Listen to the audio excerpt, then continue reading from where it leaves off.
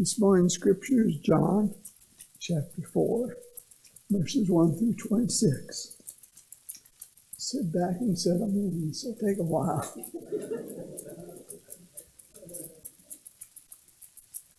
Now, when Jesus learned that the Pharisees had heard Jesus is making and baptizing more disciples than John, although it was not Jesus himself, but his disciples who baptized, he left Judea and started back to Galilee. But he had to go through Samaria. So he came to a Samaritan city called Sychar, near the plot of ground that Jacob had given to his son Joseph. Joseph's well was there, and Jesus, tired out by his journey, was sitting by the well. It was about noon. A Samaritan woman came to draw water, and Jesus said to her, "Give me a drink." His disciples had gone to the city to buy food. The Samaritan woman said to him, "How is it that you, a Jew, ask a drink of me, a woman of Samaria?" Jews do not share things in common with Samaritans.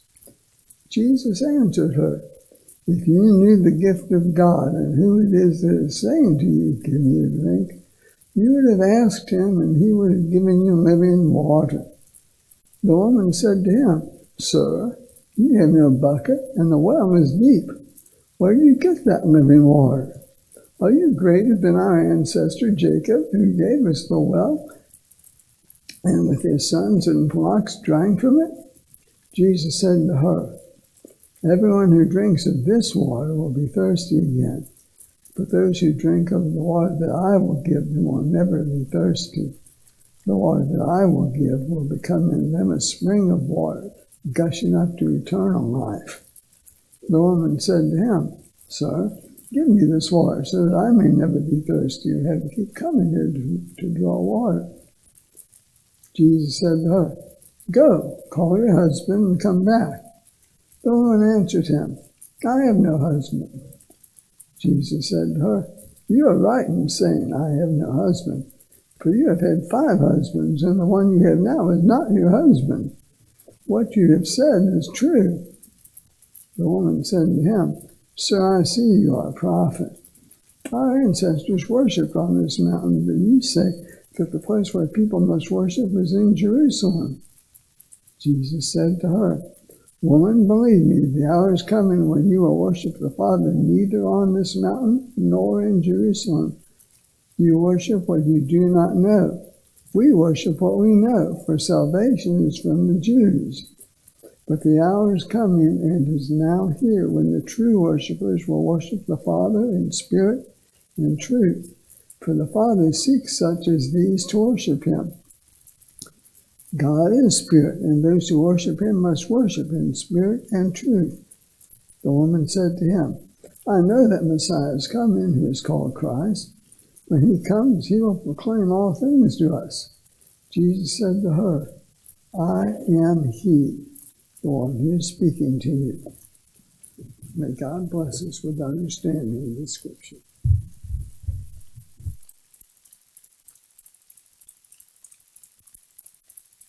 In January, during our church staff retreat, Pastor Diana led us through a spiritual exercise to help us identify a word that each of us felt described God's calling in our lives in 2023. My word for this year is pilgrimage. Pilgrimage.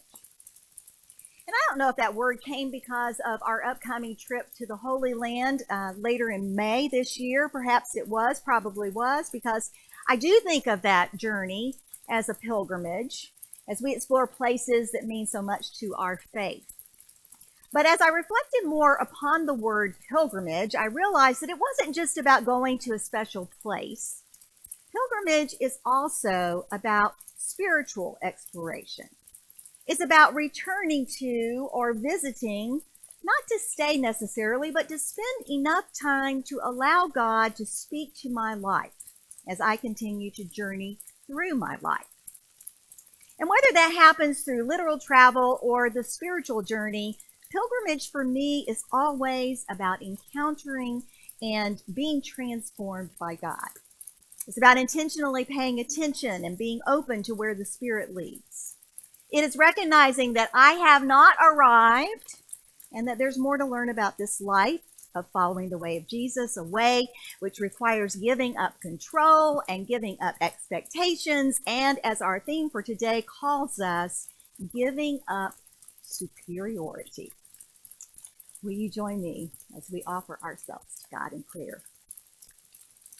Loving and gracious God, to whom all of life flows, we give you our thanks for this day as you call us to think about our lives with you.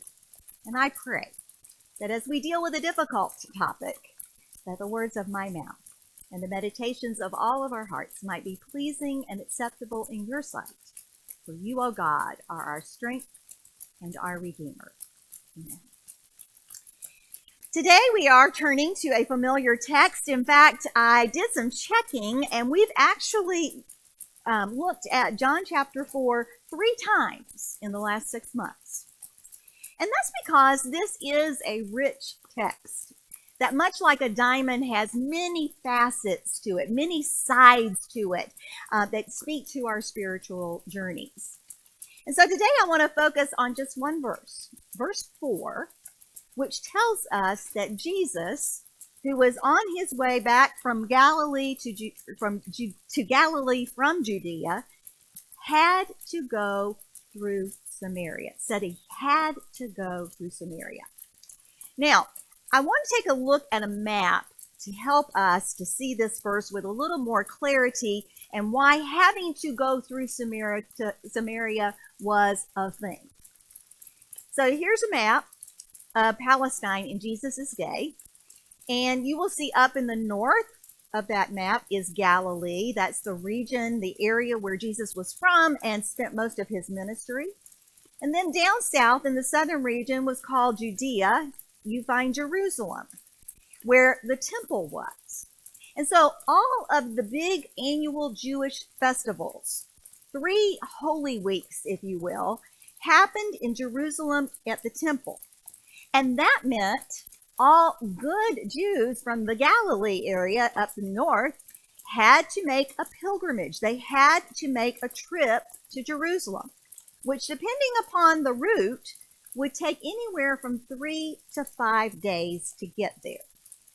Now, I want you to think about that for a minute. 3 to 5 days.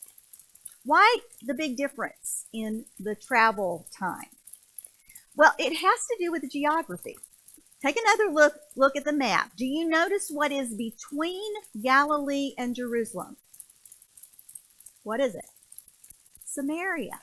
Samaria. Now, what you need to know is that there was a very long-standing feud between Jews and Samaritans, of which we're not going to spend a whole lot of time debriefing here, but basically, the conflict between them dealt with how they came to live and to worship when Jews and Samaritans returned from their respective captivities. Now, centuries before Jesus came, you may not know this, that Jews and Samaritans had been family. They were all a part of the 12 tribes of Israel, united under the reigns of King David and King Solomon. But like lots of families, we know this, right? Tension and power playing after someone's death, this time Solomon's death, resulted in a split, which caused us to have the northern kingdom, if you look at this map in green, the northern kingdom of Israel, and the southern kingdom of Judah. A few centuries later, both of the kingdoms, the north kingdom and the southern kingdom, were conquered, and they were taken into captivity. Israel by the Assyrians in the 7th century BCE, and Judah by the Babylonians in the 5th century. But it was what happened after these captivities that caused the ultimate breakup.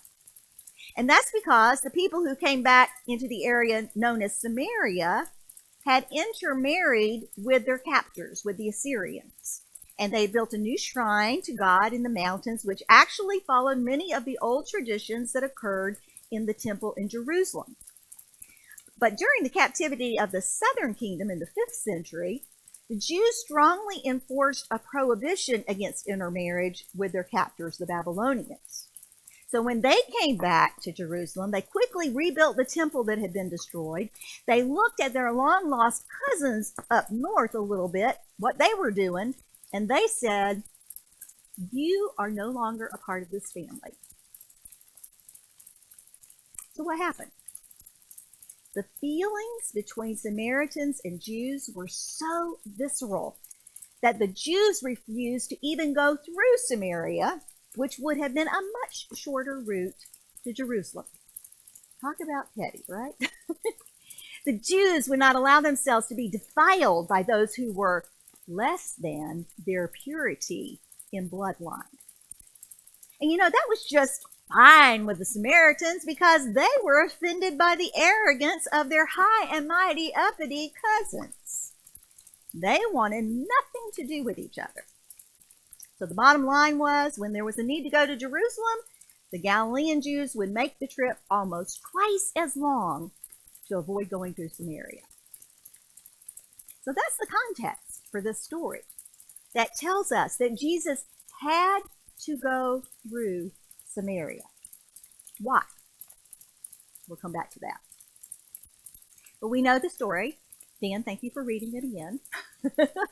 Jesus has a meeting with a woman by the well that breaks not only Jewish conventions of religious and social purity, but also of acceptable male and female interactions. Our story tells us of how this encounter is a pivotal moment in which all of those social and religious and gender conventions are challenged, and how this woman, whom Jesus regards not as less than, but rather someone very worthy of talking with about God and true worship and grace. In fact, she becomes the first person in John's gospel to whom Jesus reveals himself as Messiah. That's the first one in John's gospel. And she, a nameless woman from Samaria, becomes an evangelist, a spokesperson for the good news to her people. Jesus had to go through Samaria. He had to meet this woman. He had to meet her where she was so that she could receive the good news, not only for her sake and the sake of her people, but also to teach his disciples, which, by the way, includes us, about what it means for us as we remember what it means to give up superiority. Superiority. What do we mean when we talk about superiority? Superiority is defined as the state of being superior. So what does superior mean? I have to go on that track. Superior means being higher up, of higher rank, quality, or importance. Superior. Who would consider anyone as an example of superior more than Jesus? Jesus, we are told, was God in flesh. He was the Son of God. He was King of Kings and Lord of Lords. And I mean, you cannot get any higher than that, right? And yet in our story today and throughout Jesus' public ministry, he shows us something different. Jesus shows us what it means, if you do want to be in the kingdom of God, what it means to be humble. The Apostle Paul described it this way in Philippians chapter 2. He wrote, "Let the same mind be in you that was in Christ Jesus, who, though he was in the form of God, did not regard equality with God as something to be exploited, but emptied himself, taking the form of a slave, being born in human likeness. And being found in human form, he humbled himself and became obedient to the point of death, even death on a cross." Jesus shows us the way to life with a capital L, and it's through humility. It's through being humble. And I don't know about you, but this is an area that I have struggled with throughout my life. And that's because humility can be hard to experience when you struggle with superiority, which is another word for spiritual pride. Spiritual pride. It's what happens when you and I believe we've got the God and the Bible and the Christian life all figured out.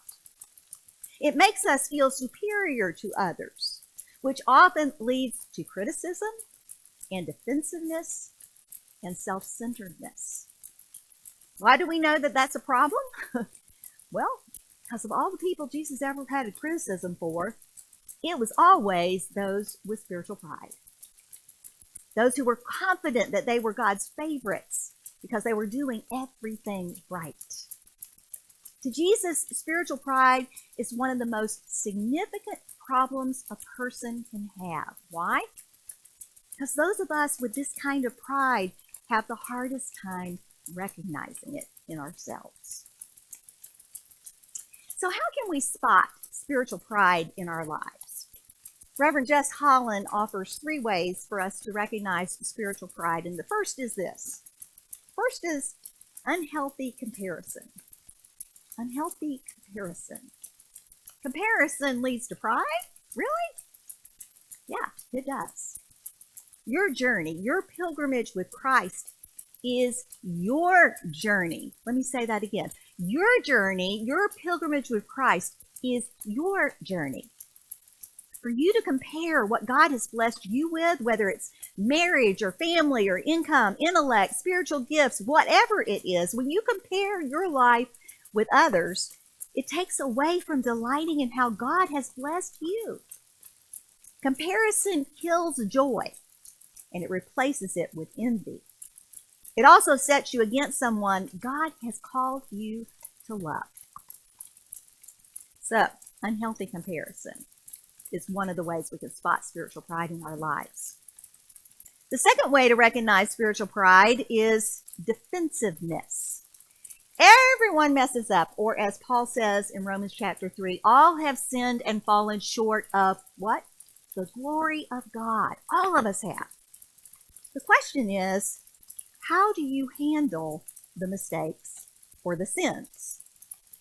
Does it make you defensive and irritated that you've been accused by someone else? Spiritual pride keeps us from owning our own mistakes.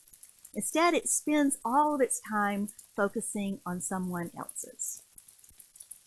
The third way to recognize spiritual pride in our lives is self-focus. Self-focus. Let's be honest. How much of your day, I don't want anybody raising their hands, how much of your day is spent thinking about yourself? What you want, what you don't have, what you need to be happy.